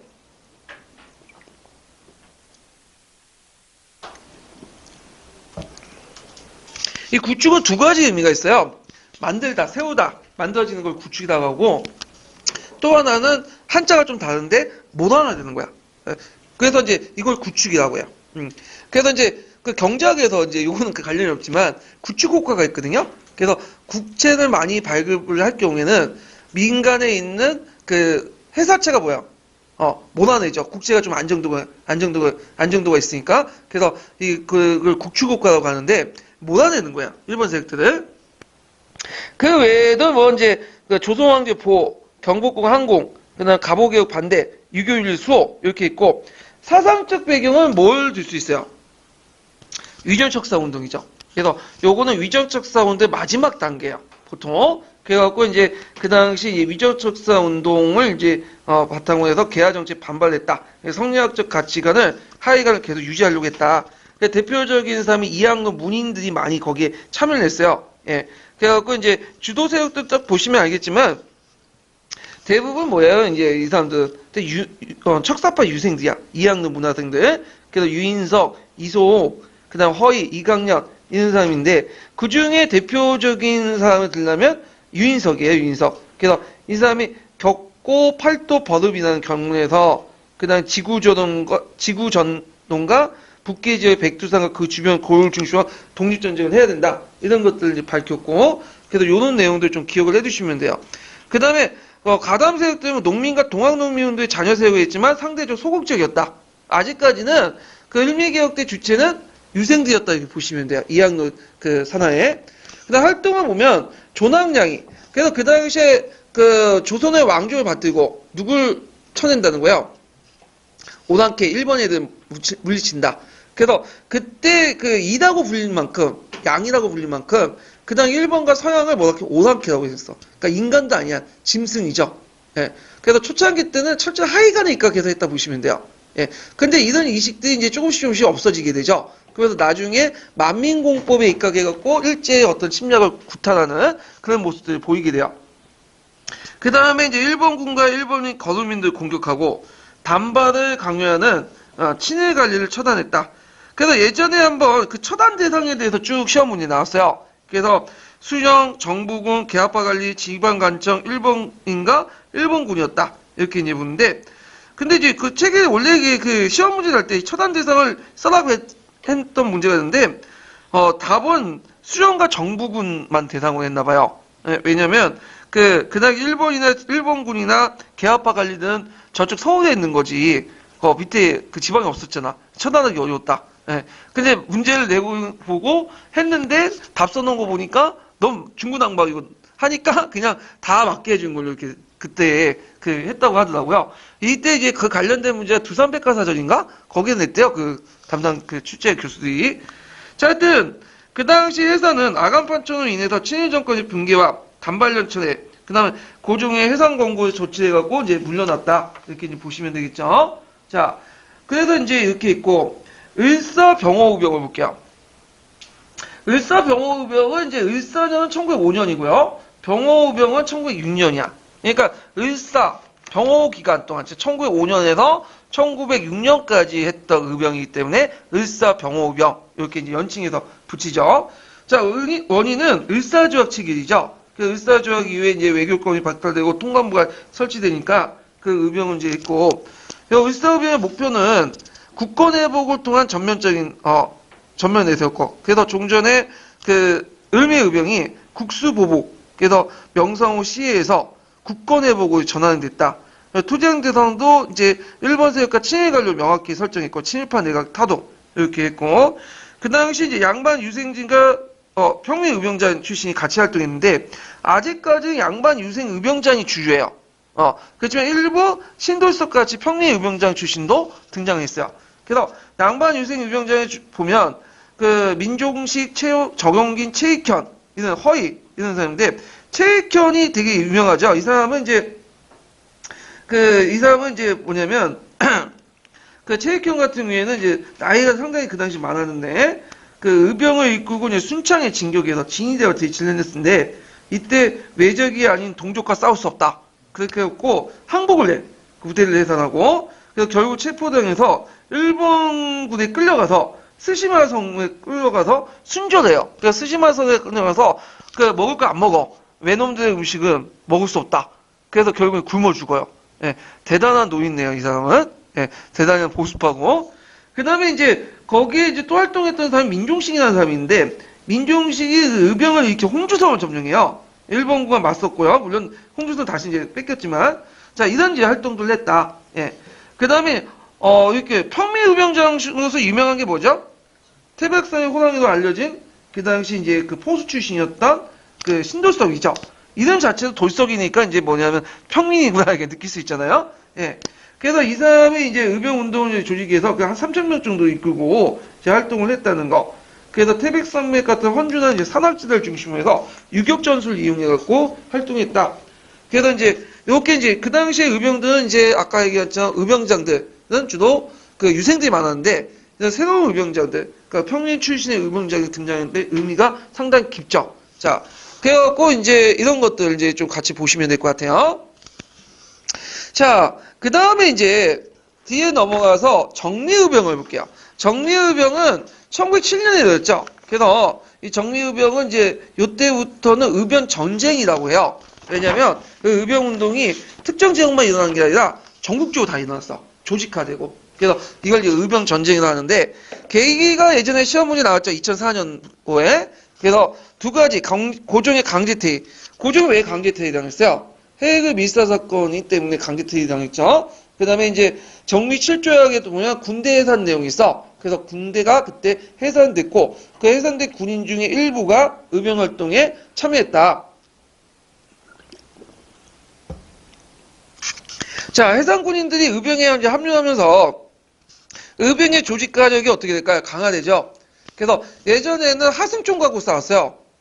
근데 이제 이때부터는 일본식 장총 같은 거 있죠. 이런 것들 이제 들고 와서 싸웠고, 그리고 이제 이들이 이제 군인이기 때문에, 직업 군인이기 때문에 전략 전술에 되게 능하죠. 이런 것에 입각해서 이제 있고, 그래서 그 당시에는 이제 어떤 식으로 이제 싸우게 되냐면, 예전에는 이제 그 한 곳에 점령을 해갖고 이제 싸우는 거야. 그래서 적의 요충지에 공격해갖고 거기에 이제 점령한다고 싸우는 방식인데 이 진지전이죠. 근데 이 진지전의 문제점은 뭐냐면 점령을 할 수 있어요. 근데 지켜내기 어려워. 적한테 이제 자기를 노출시키면서 어떻게 공격을 받게 되죠. 근데 의병부터 이제 가도를 거쳐서 정리군 넘어가면 유격전 방식이야. 그래서 적의 요충지에 치고 빠지는 방식이야. 이런 방식으로 이제 바뀌었다. 그래서 전략 전술에도 큰 변화를 불러일으켰고요. 특히 이제 전면적인 모든 지역에서 했지만 특히 어느 지역에서 되게 많이 했냐면 전라도 지역에서 되게 강했어요. 전라도 의병. 그래서 왜 전라도에서 의병 활동이 많았냐면 상대적으로 요 지역이 어떤 지역이에요? 곡창지대잖아요. 그러다 보니 쌀의 악탈이 많았어. 그러다 보니까 이제 전라도 지역에 상당히 많이 일어났고 나중에 남한 대토벌 작전도 대부분 어디 지역에 이제 집중되냐면 전라도 지역에 집중되죠. 자, 그 다음에 양반 유생도 이제 신분적 위계 질서 요구하지 않아요. 그러니까 예전에는 이제 양반 유생들이 이제 많이 참여할 때는 어떤 신분제 입각에서 좀 약간 차별하고 그랬어요. 그래서 그것 때문에 이제 의병 간 단합도 안 되는 문제점이 있는데 이때는 이제 그런 것들이 많이 엷어졌다. 왜냐하면 그때 몰락 양반 출신들이 많이 이제 또 참여했고, 근데 그렇다고 해서 다 없어진 건 아니에요. 그게 이제 볼 수 있는 게 뭐냐면 13도 창의군 그 당시 결성이 됐죠.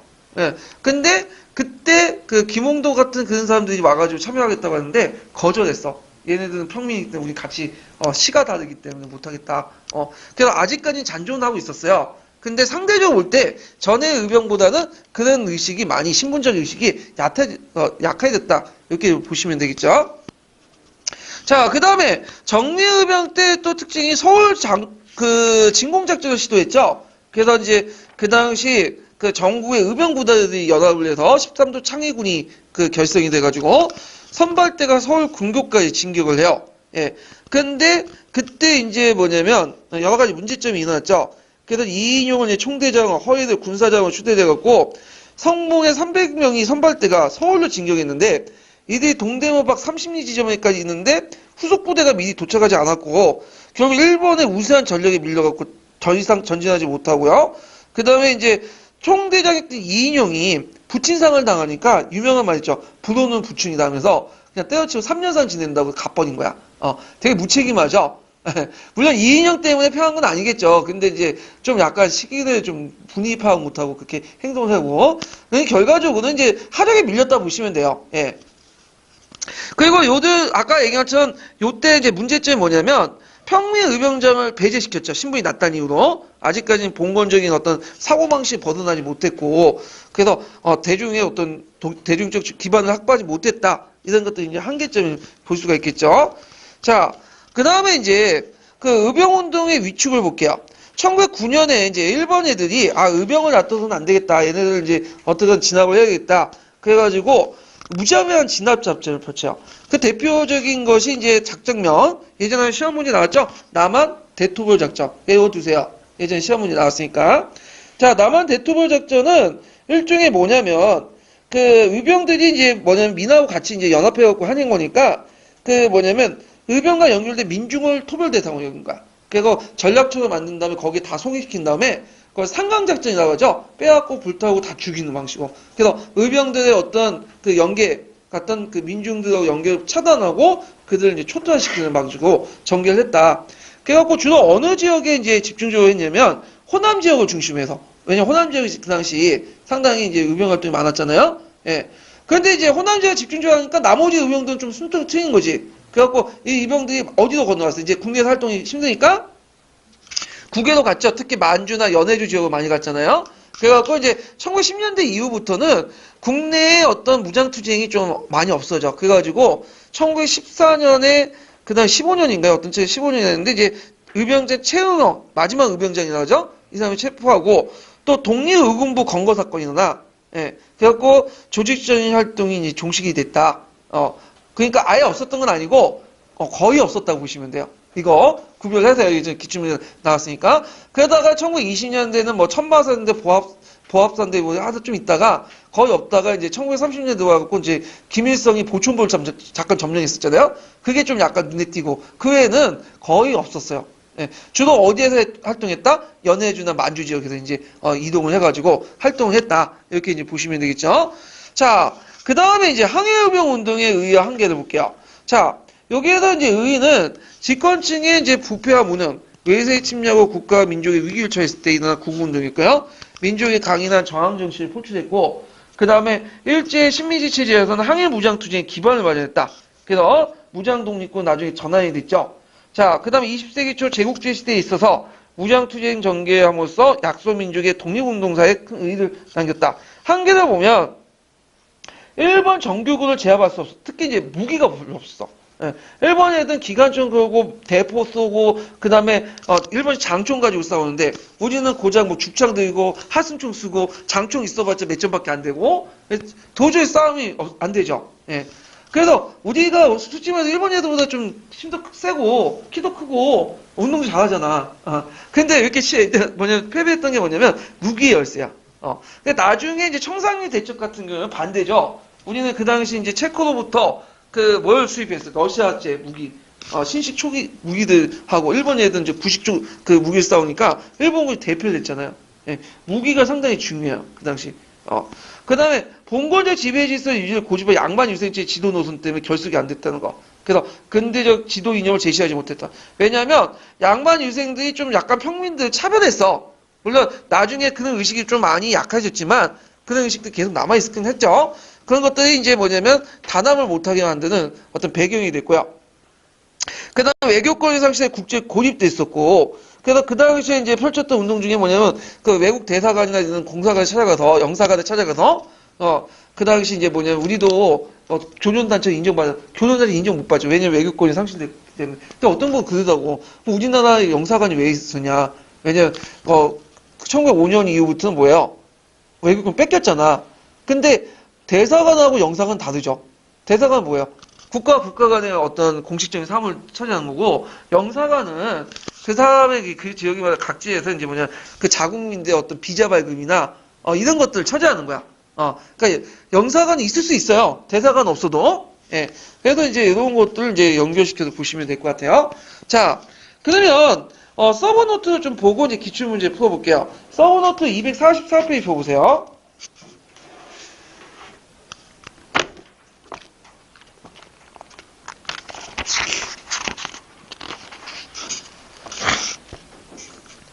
자, 서브노트 보면 이제 그 의병운동이 있는데, 여기 정기의병, 중기의병, 후기의병이라는 용어가 나와요. 정기의병은 이제 어디를 뜻하냐면, 을미의병을 뜻하고, 중기의병은 이제 뭐냐면, 을사병호의병, 후기의병은 정미의병, 이런 명칭이 있어요.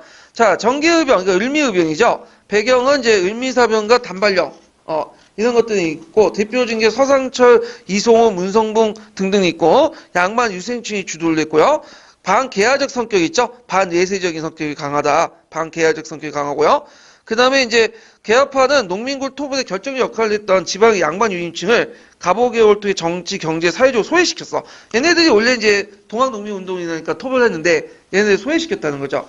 이게 이제 반농민군 세력들도 개화파, 반개화파로 나누고 이때 반개화파 세력들이 명성황후의 복수, 갑오개월 반대, 단발령 반대, 고종의 경복궁의 항공을 4가지 목표로 봉기했다. 이게 신특에 나와 있는 내용이죠. 신분적 한계는 농민들 결속시키지 못했다는 거, 봉건적 성격 때문에. 결국에 아간파천 이후에 체인 정권이 무너지고 단발령을 또 개혁 사후 취소하고 국왕의 해산 권고에서 해산이 됐다. 자, 그 다음에 이제 대한제국의 그 민중운동에서 이제 영학당이 나오고요. 이 영학당 내용을 좀 보시고 각자. 그 다음에 할빈당 내용이 있죠. 할빈당 내용도 좀 보시고, 그 다음에 이제 거기에 할빈당 내용에서 이제 관련돼서 대한사민 논설 13조 내용, 그 주장했던 내용들 좀 기억을 해두시고요. 그래서 이들은 반봉건 반해세적인 성격으로서 가독이 의병이 이제 있다.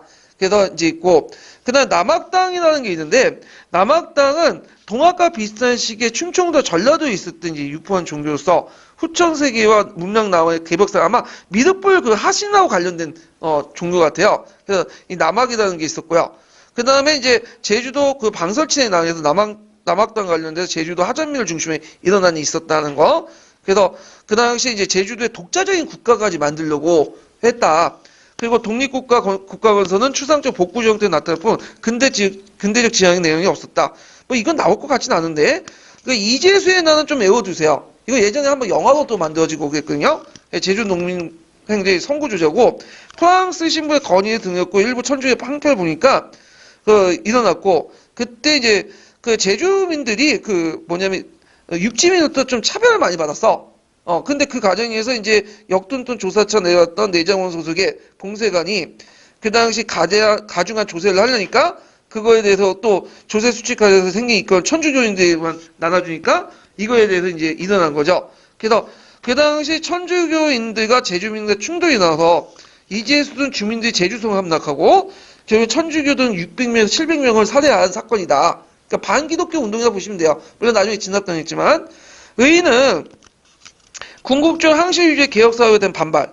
왜냐면 아까 얘기한 것처럼 역둔촌 조사차가 왜 나온 거야? 그 당시 지세를 수탈하는 목적이죠. 어떤지 강무개혁에 필요한 지세 같은 것들 얻기 위한 거고 천주교 외한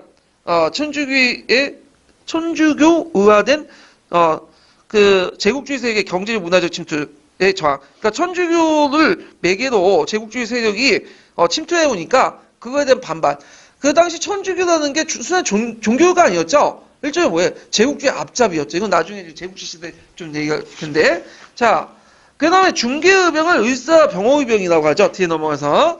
그래서 이제 을사조약 때문에 일어났고 항일 구국투쟁이 전개했고요. 그 대표적 의병장 보면 원용팔, 민종식, 최익현, 신들섭 이런 사람도 있고 특징은 척사 이념은 부차적이고 드러내지 않았고 구국 이념이 중심이었다. 그래서 항일 구국투쟁이었다. 유생뿐만 아니라 평리의병장도 크게 활용했다는 거. 그래서 그 평리의병장이 이끄는 의병부대는 봉건적 신보의식이나 위전척사의 사상에 얽매이지 않기 때문에 더욱 단결된 힘을 가지게 되었다. 이렇게 보시면 되고 후기 의병은 정리의병이라고 하죠. 그 배경 고종의 강제퇴위, 군대해산. 서울대의 치의대가 봉기했고 지방의 진의대가 봉기했고 해산하는 과정에서 서울 진공작전의 이인영의 활동, 무장 독립투쟁을 준비하고 외교활동했는데 서울 주재 각 영사관에 통문을 보내서 의병은 순수 애국단체이고 교전단체다. 인정해달라. 그래서 했지만 인정을 못 받았죠. 그래서 요때 이제 그걸 가지고 각국의 영사관이 있었냐 따지신 분인데 아까 전에 영사관하고 공사관 다르다고 했죠. 자, 그 다음에 13도 연합이병이 결성됐고 2, 3위 법적은 그 다음 진공작전을 했는데 이제 허위를 선봉해 300명의 선발대가 서울대 동대문 근처까지 갔다가 일본의 선제공격을 받고 패배했고 총대장 이인영은 이제 부친상 때문에 기각하고요. 그 다음에 이제 했고 그 다음에 이제 한계는 신돌서 홍봉도 같은 그 평미의병장들이 제외됐다. 네. 그래서 있고 특징은 이제 보면 항일 구국 정쟁이었고요. 그래서 해상군대가 합력돼서 의병의 조직과 하력이 항상 강화되고 의병 정쟁으로 전국적으로 확산되고 그 다음에 참여계층도 다양해지고 의병장도 양반 의병장 대신에 평리 의병장이 다수 차지했다. 그러니까 신분적 위기관계가 이제 약화됐고요. 민중운동의 성격이 있다. 몰락한 농민들이 적극 참여했고 반외세뿐만 아니라 반봉건적 지수도 반봉건 지수에도 반대했고요. 그 다음에 이제 의병들이 이제 그 당시 그 농민의 몰락 양반이기 때문에 이들이 내세웠던 게 반공이나 납세 거부 투쟁이기 때문에 농민들의 지지를 많이 받았다. 그 다음에 이제 있고요. 그 다음에 그 양반 유생들의 의식 변화가 있는데 아까 언급한 것처럼 처음에는 서양의 외들 뭐라고 했어요? 금수도 받죠? 하이도 받죠? 오랑캐도 받잖아. 근데 이제 시간이 지나면서 이들의 침략을 뭐라고 이제 얘기하냐면 만국공법. 그러니까 국제법을 무시한 행위라고 이제 공격을 해요. 그러니까 좀 뭐냐면 소평등한 입장에서 보기 시작해. 후기에 들어가면. 예, 이런 것들이 좀 더 인식의 변화가 바뀌어지기 시작했다. 예, 그래서 이때 이걸 통해서 그 당시 유교적 가치관이 아니라 근대적 국가의식의 맹아들이 보이기 시작하고 심지어는 1900년대 넘어가면 유인단 사건에도 볼 수 있듯이 이제 몰려 나가면 이제 국제회의나 이런 것들 파리 강화에 참여해가지고 뭔가 자기의 어떤 그 억울함을 국제법에 입각해서 호소하는 그런 모습도 보이게 돼요. 예. 자, 그다음 의병원도의 전환을 보면 일본이 남한 대토별 작전을 했죠. 주로 호난 지방을 이제 또 탄압을 했고, 그래서 의병원도의 전환에서 국내 소규모 부대를 작정하고 주로 간도나 연해주 지역으로 이동을 했고요. 그 다음에 여기에서 이제 여기는 다루지 않았죠. 의사 열사들의 항일 투쟁이 있어. 의사 열사들은 이제 앞에 그 의병운동은 조직적으로 하는 거고, 의사 열사는 개인적으로 하는 거야. 예. 그래갖고 이제 나처 오기우가 을사오족을 처단하기 위해서 자신의라는 그 오족 암살단을 조직해요. 자신의 좀 애워두세요. 제가 지금 중학교 가르치는데 자신의를 처음 들어봤거든요. 근데 여기 있더라고. 예. 자신의. 해갖고 빈칸 뚫려오면서 자신의 이렇게 애들 가르치고 있는데, 자신의. 그 다음에 장인한 정명이 유명하죠. 이 사람이 이제, 스티븐슨을 이제 암살하죠. 이 스티븐슨은 우리나라 외교 고문을 맡은 사람이야. 미국인 그 고문관인데, 오고 나서 이제 조용히 있어야 되는데, 입 다물고 조용히 있어야 되는데, 샌프란시스코에 가면서 한국인들은 지금 일본의 통치를 받아 참 행복하다. 망반을 하고 다니는 거야. 그러니까 이제 장인환과 정명인데 와가지고 이제 그걸 사과해라. 그 말 취소해라. 하니까 취소를 안 해. 원래 장인환과 정명은 서로 알았던 사람이 아니에요. 그때 거기 만났던 사람이 그냥 와가지고 우연찮게. 그래서 장인환이 아마 총 쏘다가 벗어났고 정명환이 총성을 맞고 죽게 돼요. 그래서 장인환과 정명환은 2급 살인죄로 해가지고 기소를 당하거든요. 그러니까 의도는 좋은데 살인 자체가 나쁘다. 그래서 공공의 공부를 충분히 살만한 나를 죽일 놈이라는 걸 인정해. 미국 애들도. 그래서 장인환은 이제 이 사람이 집행유예 풀려났고 정명훈 같은 경우에는 한 10년인가 15년 살다가 풀려났어요. 일단 그러니까 미국인들도 스티븐슨이 나쁘다는 걸 알고 있는 것 같아. 예. 자, 하여튼 그다음에 안중근은 여러분들 알다시피 이토 시노부미나 할비에서 이제 사살됐고 그다음에 이때 이제 동양평화론이라는 그 책을 썼죠. 예, 이건 나중에 좀 문제 풀면서 더 얘기해 볼게요. 그러니까 이재명 같은 게 이제 젊은 나이 이황을 적어가다 실패했어. 안타깝게도. 그래갖고 23살 때 그 헌장의 이슬로 사라졌고요. 그 다음에 안명건은 이제 그 조선 대다울지를 저격을 하는 모의 사건을 한 거예요. 대다울지 저격한 건 아니고 이걸 이제 무슨 사건이라고 하냐면 안학 사건, 백오인 사건 이렇게 이제 하죠. 그래갖고 이제 저격한 것보다는 이제 안명근이 이제 원래는 엄밀히 말하면 그 군자금을 모집하려고 했어요. 그 항해도 안학 사건에서 안학 지역에서. 근데 일본 애들이 이거를 뻥 튀긴 거지. 대다울지 저격을 준비하려고 했다. 그래서 이걸 기회를 갖고 그 안학 지역에 그냥 기독교 단체들이 많았거든요. 기독교 단체 탄압을 하고 그 다음에 신민회와 연결됐다가 엉켜갖고 160인을 이제 수사하고 잡아들어갖고 105인을 기소를 했잖아. 재판에 붙여가지고. 그래서 이걸 105인 사건이라고 하죠. 그래서 결국에 이 사건 때문에 뭐가 되는 거야? 신민회가 해체되는 그 사건이 이제 된 거죠. 유명한 사람이에요. 자, 하여튼, 이렇게 이제 기억을 해두시면 되고, 의변정제의 의의는 서구 열강의 침략성 정확한 인식한 반침략 운동이었다. 한계는 구시대의 논리를 극복해 세정치의 이론을 제시하지 못하는 한계가 있다. 아직까지 성리학적 질서를 계속 유지했다. 이렇게 이제 보시면 될 것 같아요. 자, 그래가지고 이렇게 해서 이제 한번, 의병운동과 관련된 내용들 이제 파악을 했고 서브노트에서 그러면 관련된 이제 기출문제를 풀어볼게요. 자, 122페이지 펴보세요. 자, 122페이지 이제 17번 문제 볼까요? 17번 문제.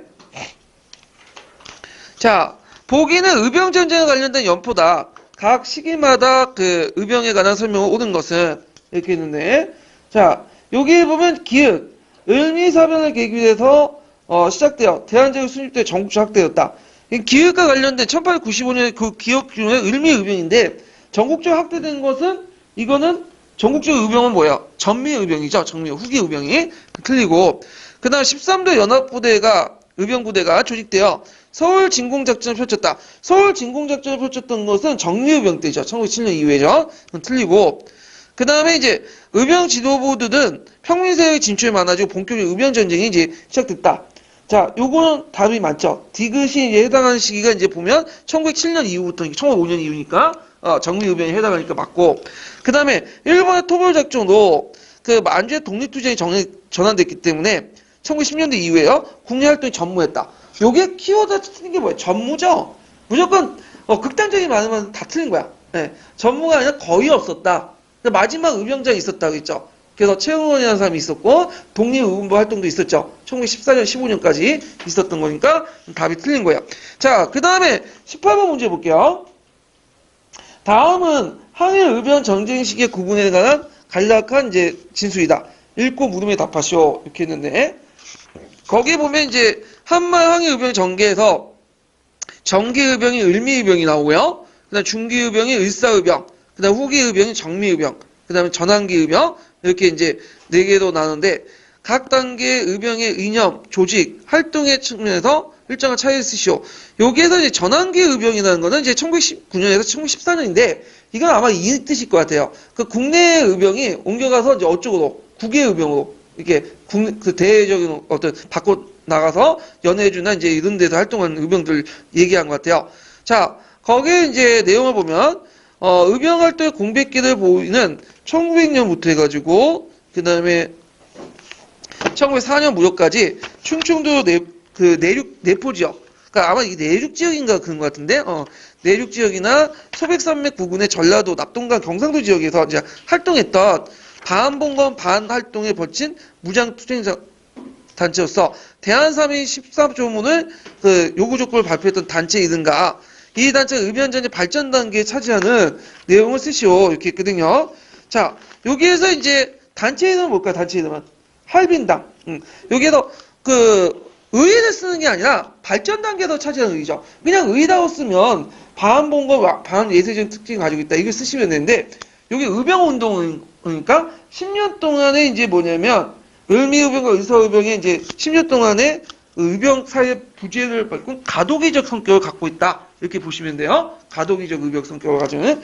그 다음에 거기에 이제 전투 조직과 항상과 다양한 전술 활용으로 후기 의병의 전투 양상이 이전과 크게 달라졌다. 이러한 변화가 초래된 직접적인 이유를 기술하고 이 단계에서 가장 치열하게 활동했던 호남 지역의 의병을 진압하기 위해서 1909년에 일본이 전개했던 작전 이름을 쓰시오. 자, 여기 정리의병의 그 배경을 쓰라고 했죠. 두 가지 있죠. 정리의병이 왜 강해졌는가? 후기의병에서 군대에서는 왜 해상군이 어디 가담했어요? 의병 활동에 가담이 됐죠. 그래서 무기와 병력이 크게 강화되고 전략 전술이 이제 진보됐기 때문에 그렇게 이제 했죠. 자, 작전명은 그 남한 대토벌 작전 이렇게 쓰시면 돼요. 남한 대토벌 작전. 그 다음에 이제 그 19번 문제 볼게요. 다음은 어느 단체의 경우이다. 이 단체의 명칭을 쓰시오. 이렇게 했는데 자, 대저 우리들의 큰 일은 모두 보고감의 뜻이 있다. 지금 외와 양이 함께 우리나라를 침략하여 예의와 염치가 훼손됨이 난료 심하여 달마다 달라지고 있고 쭉 있는데 자, 요때 이제 보고감민이니까 이제 그 동학교도라고 이제 볼 수가 있는데 근데 이제 시기적으로 볼 때 이제 요 시기가 이제 그 한성식무 강무 2년으로 돼 있죠. 강무 2년은 몇 년에 해당해요?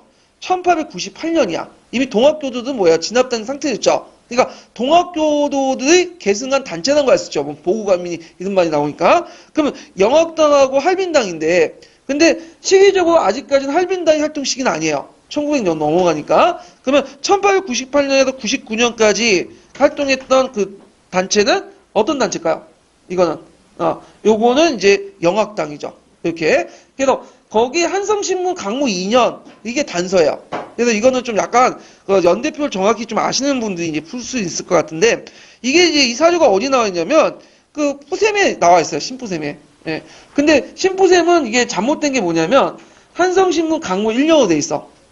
중요한 건 아닌데 1년이니까 이제 그 1897년이거든요. 그래서 요건 좀 잘못된 거예요. 학부생 사조에서. 예. 그래서 사조 찾는 거 잘못된 거 찾는 것도 공부예요. 찾아가면서 이게 확실히 인지할 수 있잖아. 그래서 대학교과서 보면 이제 근현대사 교과서 사조가 있거든요. 거기도 나와 있어요. 요 내용이요. 예, 그래갖고 있는데 근현대사 교과서를 보시는 게 좀 나을 것 같아요. 푸셈은 이제 사료 중심 보시고, 근데 이제 보실 때 이제 천재교육하고 중앙교육하고, 근데 대한교과서 그 근현대사 사료가 있거든요. 책에 사료집이 있어요. 대한교과서 근현대사 책이 이제 내용은 없는데 사료는 되게 잘 돼 있어요. 이것도 같이 받으시는 게 좋을 것 같아요. 필요하신 분들은 저한테 메일 보내시면 제가 다 보내드릴게요. 이건. 예. 그래가지고 이렇게 이제 파악을 했고, 그 다음에 이제 그 관련된 이제 총괄평가 문제를 좀 풀어볼게요. 자, 총괄평가 102페이지 펴보세요. 102페이지. 2번 문제 볼까요? 네, 2번 문제. 1번하고 2번 문제.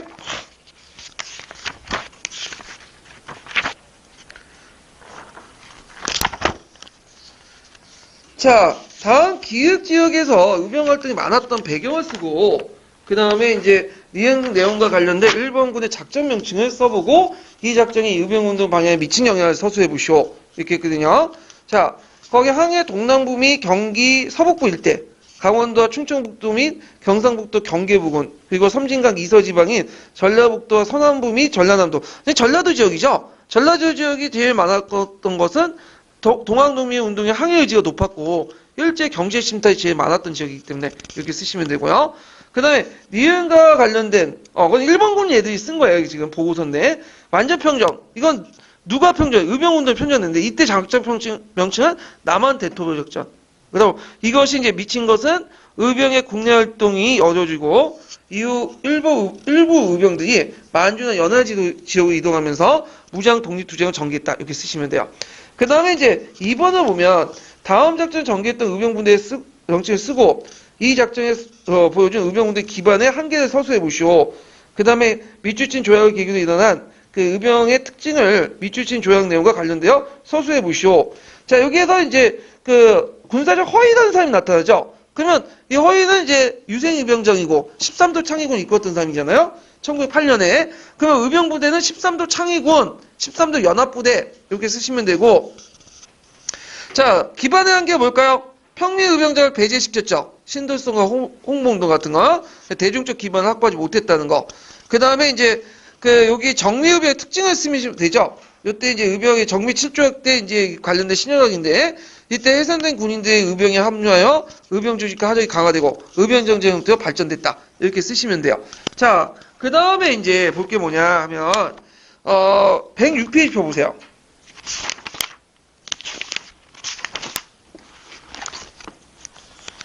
자, 106페이지 11번 문제 볼게요.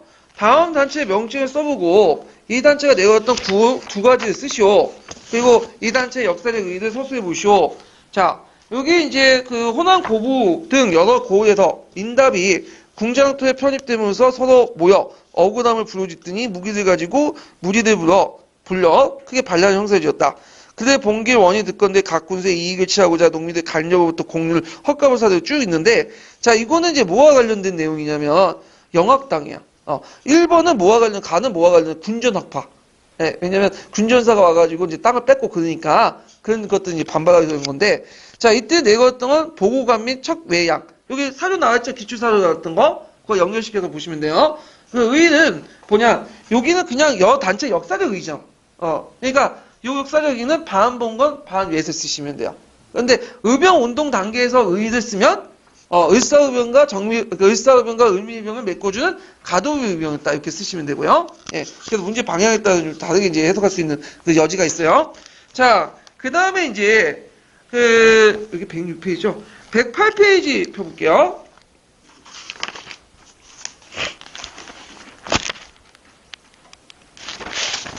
자, 다음 글에서 밑줄친 내용을 신앙에서 저자가 제시한 두 가지 방안을 말해보시오.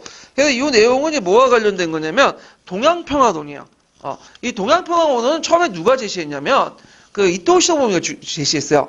예, 그래서 너울 전쟁 이토 시도부미가 동양평화론을 제시하면서 한중일 간의 어떤 상호 평화를 외쳤는데, 한동안 이제 그 뭐냐면 안중근도 이또에 대해서 되게 호감을 가지고 있었나 봐. 그래서 동양평화론에 대해서. 근데 나중에 이제 이또 한도 보니까 완전 개판이거든. 그러니까 이제 일종의 예중의 대상을 죽였다고 보시면 되는데, 그래서 이또의 어떤 동양평화론의 허구성을 지적하면서 그 자기가 뉴슨 감옥에 갇혀있을 때 죽을 때까지 집필을 했던 게 뭐냐, 동양평화론이야. 물론 이게 완성되지 못하고 그냥 죽었어요. 예. 그런데 이제 미완된 이제 내용이지만 하여튼 그때 동양평화론 내용, 이게 이제 금성교과서나 그런 데 있어. 몇 개 교과서에. 그 내용을 보면 라오통반도의 한국의 뉴슨을 그 당시 일본이 조치하고 있었는데, 이걸 한중일 삼국의 공동 관리하여 군함을 건설하고요. 세네갈 대표와 파견해 평화회의를 조직하고 삼국 청년으로 구성된 군대를 편성하고요. 그래서 삼국의 공동운행 창립이 공영화폐 발행을 주장했다. 그래서 몇 가지 두세 가지 좀 외워두시는 것도 좋을 것 같아요. 교과서에 있는 내용이에요. 자, 그래서 이제 이렇게 해가지고 이제 한번 파악을 했고요. 그 다음에 좀 쉬었다가 예국개몽운동 넘어갈게요.